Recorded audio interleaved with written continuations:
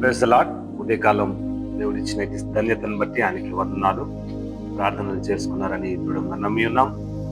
దేవుని యొక్క వాక్యాన్ని అనుదిన ఆహారంగా చదివి దేవుని యొక్క వాక్యాన్ని ధ్యానం చేద్దాం. సామెతల గ్రంథం 22వ అధ్యాయము 11వ వచనం చదివి దేవుని మహిమపరుస్తా. హృదయ శుద్ధిని ప్రేమించుచు దయగల మాటలు పలుకువానికి రాజు స్నేహితుడు. ఈ వాక్యం చేత నీతో నాతో మాట్లాడాలని దేవుడు ఆశకుని ఉన్నాడు. హృదయ శుద్ధిని ప్రేమించుచు దయగల మాటలు పలుకు వానికి రాజు స్నేహితుడు. ఈ లోకంలో మనం ఉంటున్నప్పుడు ఏ విధంగా మనము మన హృదయాన్ని మార్చుకోవాలి, మన హృదయాల్లో ఉన్నటువంటి ప్రేమను ఏ విధంగా పెంచుకోవాలి అనే ఒక ఆలోచన చేసి ఉండాలి కదా. ఈ లోకంలో ఎక్కడ ఎవరితో మాట్లాడినా కూడా హృదయాన్ని గాయపరిచే విధంగా ఉంటుంది. కానీ ఈ వాక్యం వింటున్న నువ్వు నేను మన హృదయాన్ని శుద్ధీకరించుకొని హృదయ శుద్ధిని ప్రేమించుచు దేవుని యొక్క దయగల మాటలు ఆనందించాలని దేవుడు చెప్తున్నాడు. చూడండి, ఎప్పుడైతే హృదయపూర్వకంగా నువ్వు వాక్యాన్ని ధ్యానించి దానిలో ఉన్నటువంటి మంచి మర్మాలను గ్రహించి లోకంలో ఉన్నట్లయితే దయగల మాటలు నీ నోటి ద్వారా వస్తూ ఉంటాయి.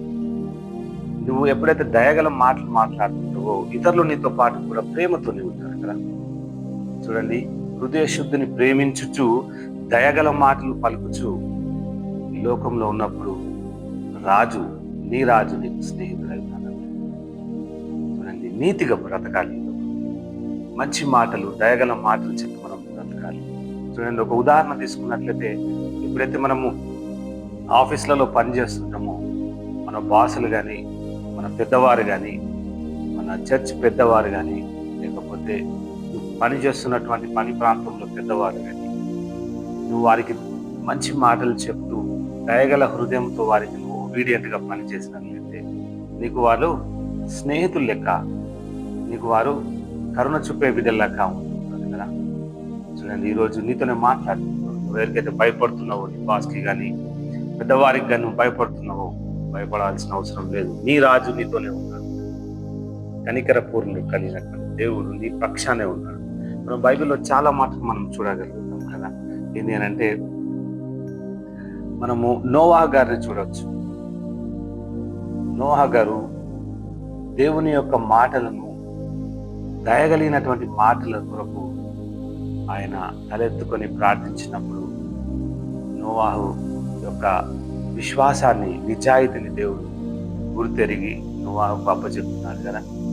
పెద్ద పడవని కట్టమని కడుతున్న క్రమేపా ఆయనకు కావలసినటువంటి జ్ఞానాన్ని దేవుని తట్టు కనులెత్తుకొని అడిగినప్పుడు దేవుడు కావలసినటువంటి జ్ఞానాన్ని ఇచ్చినప్పుడు పడవని కట్టడం, అందులో వారి కుటుంబాన్ని దేవుడు లేవనెత్తడం జరిగింది. నీతోనే మాట్లాడుతున్నాడు ఈరోజు. నీ కుటుంబాన్ని కట్టుటకు దయగల మాటలు, హృదయ శుద్ధి చేసుకున్నటువంటి హృదయాన్ని దేవుడు నీ సన్నిధానంలోనే వస్తానంటున్నాడు. ఎప్పుడైతే నీ కుటుంబం విచ్చలవిడిగా అయిపోయి ఉన్నదో, ఏ సాతాను బంధకములలో బందీలై నీ కుటుంబాన్ని విచ్ఛిన్నం చేసుకుని ఉన్నావు, నీతోనే మాట్లాడుతున్నాడు. నోవాహుకు ఏ విధంగా అయితే కుటుంబాన్ని లేవనెత్తినాడు, నీ కుటుంబాన్ని లేవనెత్తాను. దయగలిగిన మాటలు, నిజాయితీ కలిగినటువంటి జీవితాన్ని ఈ లోకంలో నువ్వు జీవించాలని దేవుడు కోరుచున్నాడు. అదే మనము జక్కయ్య గారి గురించి చూసినట్లయితే సుంకపు గుత్తాదారైనటువంటి వ్యక్తి, ట్యాక్స్ కలెక్టర్ గా మనం చూడగలం కదా. ఎంత మనుషులను హింసించి పైసలు వసూలు చేసుకున్నాడు కదా. మరి అలాంటి జక్కయ్య హృదయంలో కూడా హృదయ శుద్ధిని, జక్కయ్య హృదయాన్ని మార్చినటువంటి విధానం మనం చూడగలం కదా బైబిల్లో. ఆయన రూపాంతరం కలిగినటువంటి హృదయం చేత దేవుని సన్నిధానంలో వచ్చి ఉన్నాడు. కొట్టివాడైనప్పటికీ విశ్వాసం చేత ఆయన చెట్టు ఎక్కి దేవుని దరిదాపులోకి వస్తుండగా నీ రాజు, నీ స్నేహితుడు నీ దగ్గరికి వస్తానండి. నువ్వు ఎన్నో తప్పులు చేయవచ్చు, ఈ లోకంలో ఉన్నప్పుడు ఎన్నో విధములైనటువంటి పాప శాపములను ఉన్నప్పటికీ నీ రాజు, నా రాజు, మనందరి రాజు అయినటువంటి స్నేహితుడు నీ దగ్గరికి వస్తానంట. ఈరోజు నీ హృదయ శుద్ధిని ప్రేమించుకొనుచు దయగల మాటలు పలుకుచు ఇతరులతో నువ్వు ప్రేమ, సంతోషం, సమాధానం ఉండాలని దేవుడు ఆశపడ్డాడు. అబ్రహాం విషయంలో మనం చూడగలం ఎంత నీతి నిజాయితీగా ఈ లోకంలో ఉండి ఉండాలి. మనం ఎవరితోనూ మాట్లాడుతున్నాము, మన హృదయంలో ఉన్నటువంటి మాటలను వారికి దయగలిగిన మాటల ద్వారా వ్యక్తపరచాలని దేవుడు చెప్తున్నాడు. మనం లోపల ఒక మాటలు పెట్టుకొని బయట ఒక మాట అంటుంటాం కదా. లోపల ఒక తలంపు ఉంటది, మనం చెప్తున్నప్పుడు ఇంకొక తలంపు ద్వారా మనం చెప్తాం. అలాంటి సిచ్యువేషన్ వస్తే దేవుడు నీతో రాడు, నీ దర్దాపులోకే రాడు, నీతోనే మాట్లాడు. ఒకవేళ నువ్వు అట్లాంటి జీవితం కలిగి లోకంలో ఉన్నావు, నీతోనే యేసయ్య మాట్లాడు. సహోదరుడా, సహోదరుని నీతోనే మాట్లాడుతాడు. నీ హృదయాన్ని శుద్ధి చేసుకొని దయగలిగినటువంటి మాటల చేత విశ్వాసం నిజాయితీతో ఈ లోకంలో ఉన్నప్పుడు దేవుడు నీతోనే ఉంటాడు. నిజ స్నేహితుడు, నా రాజు నీతోనే ఉంటాడు, నీ సమీపంలోనే ఉన్నాడు. నీలో ఉన్నటువంటి రాజుని గ్రహించు.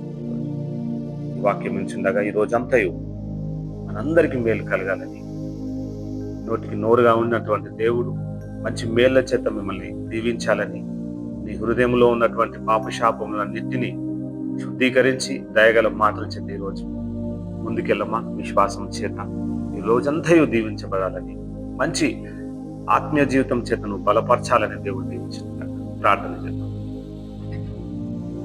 స్తోత్రము నాయన ప్రభా, కృపా సత్య సంపూర్ణుడా, నీకే స్తుతి స్తోత్రాలు చెల్లించుకుంటున్నాము. అవునయ్యా, మా హృదయాన్ని శుద్ధీకరించే దేవా నీకే స్తోత్రం. దయగల మాటలను పలుకుటకు నేను నీకు దయచేయి. యేసయ్యా, మా నిజ స్నేహితుడవు నాయన, మా రాజువు నాయన, నీకే స్తోత్రములు. అయ్యా, వాక్యం ఇచ్చిన బిడ్డలందరినీ బట్టి మేము ప్రార్థిస్తున్నాం.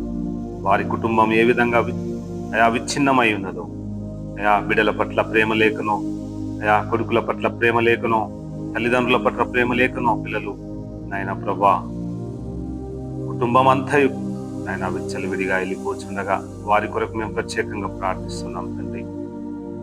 నోవాహు గారి జీవితంలో చేసిన కృపను బట్టి నీకు వందనాలు.